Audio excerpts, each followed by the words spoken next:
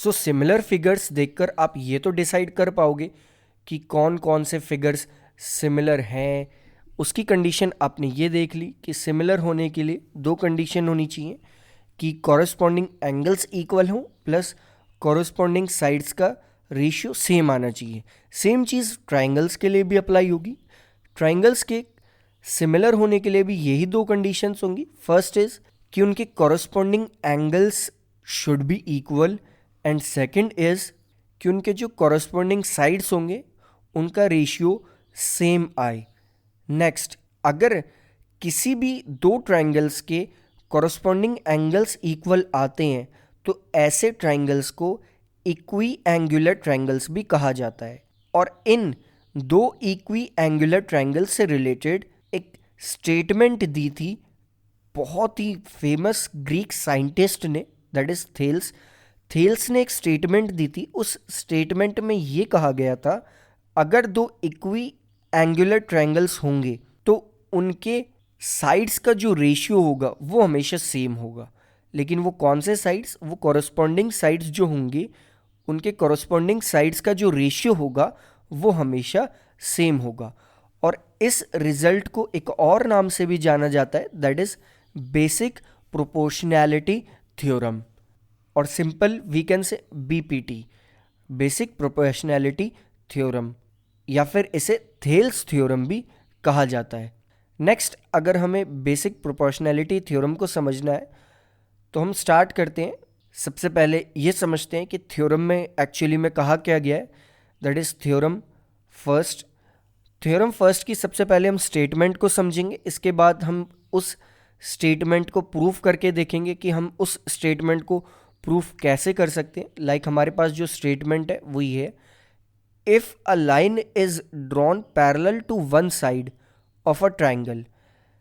अगर एक ट्राइंगल की किसी भी एक साइड के पैरेलल अगर हम एक लाइन ड्रॉ करें to intersect the other two sides, एक साइड के तो वो पैरेलल हो और बाकी दो साइड को वो लाइन इंटरसेक्ट कर रही हो। अगर हम एक ऐसी लाइन ड्रॉ करते हैं like this, comma the other two sides are divided in the same ratio, इसके बाद जो वो लाइन जिन साइड्स को डिवाइड कर रही होगी तो वो दोनों साइड्स आपस में सेम रेशियो में डिवाइड होंगे। ये इस थ्योरम की स्टेटमेंट है। लेकिन अगर हम इसे प्रूव करें तो वो कैसे होगा? लाइक सबसे पहले हम एक ट्रायंगल ड्रॉ करेंगे that is A B C. उस ट्रायंगल के हम, दैट इज बी सी उस ट्रायंगल का बेस होगा, उस बी सी के हम एक पैरेलल लाइन ड्रॉ करेंगे डी ई, और डी ई इंटरसेक्ट करेगी ए बी को डी पॉइंट पे और ए सी को ई पॉइंट पे, कुछ इस तरह से। अब हमें प्रूफ क्या करना है? हमें ये प्रूफ करना है कि A D upon D B आएगा A E upon E C के इक्वल। तो स्टार्ट करते हैं। सबसे पहले हम कुछ लाइंस ड्रॉ कर लेंगे। एक डॉटेड लाइन हम ड्रॉ करेंगे बी से लेके ई तक, कुछ इस तरह से, जिससे कि हम बी और ई को ज्वाइन कर सकें। इसके बाद हम सी से डी तक भी एक डॉटेड लाइन ड्रॉ करेंगे कुछ इस तरह से।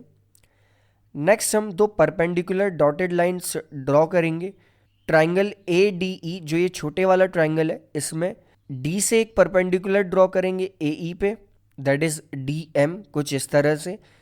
एंड ए डी पे हम परपेंडिकुलर ड्रॉ करेंगे ई से लाके एन तक, दैट इज ई एन, वो परपेंडिकुलर हो जाएगा ए डी पे।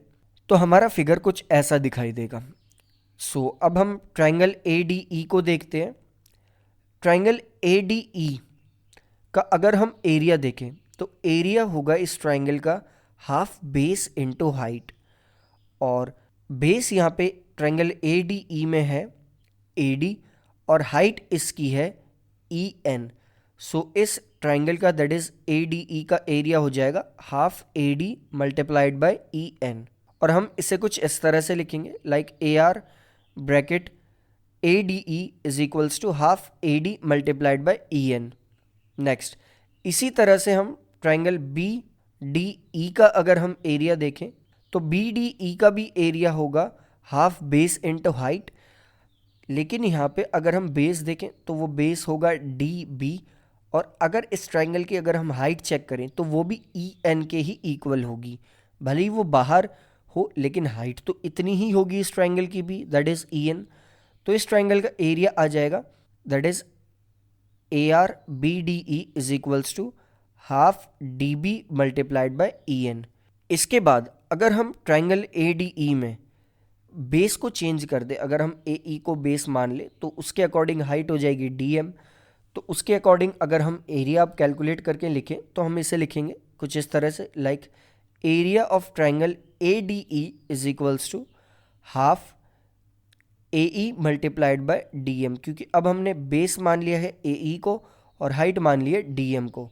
सेम इसी तरह से ट्राइंगल डी ई सी का जो है एरिया वो हो जाएगा equals to that is area of triangle D C E is equals to half base यहाँ पे है E C that is half E C multiplied by D M, क्योंकि इस ट्राइंगल की हाइट होगी डी एम के इक्वल।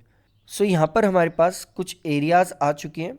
अब हम area of triangle A D E को डिवाइड कर देंगे area of triangle B D E से। तो हम इसे लिखेंगे like area A D E divided by area B D E is equals to half A D multiplied by E N upon D B multiplied by E N. अब यहाँ E N से E N cut हो जाएगा तो हमारे पास last में आएगा half से हाफ भी यहाँ पे कट हो जाएगा, तो हमारे पास आएगा area triangle A D E upon area B D E is equals to A D upon D B.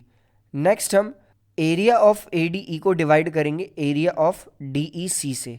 तो हमारे पास आएगा लाइक हम लिखेंगे इसे area of A D E divided by area of D E C is equals to half A E multiplied by D M upon half E C multiplied by D M. D M से यहाँ D M cut हो जाएगा और half से half भी cut हो जाएगा, तो हमारे पास आएगा area of triangle A D E upon area D E C is equals to A E upon E सी।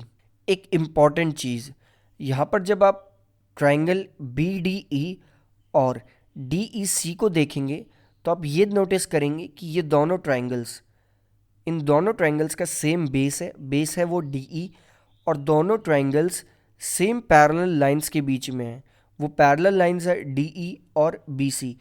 इसका मतलब इन दोनों ट्राइंगल्स का एरिया भी सेम होगा, दैट इज़ जो आपने अपनी प्रीवियस क्लासेस में थ्योरम्स में पढ़ा था कि अगर दो ट्राइंगल्स का एरिया सेम हो तो वो कब हो, जब उन दोनों ट्राइंगल्स का बेस भी सेम हो और साथ ही साथ वो दोनों ट्राइंगल्स सेम पैरेलल लाइंस के बीच में हो।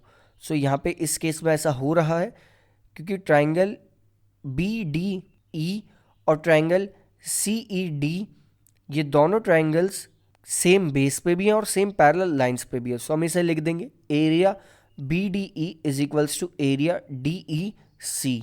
नेक्स्ट इसका यूज़ करके हम ये प्रूफ कर पाएंगे कि A D upon D B is equals to A E upon E C के इक्वल है।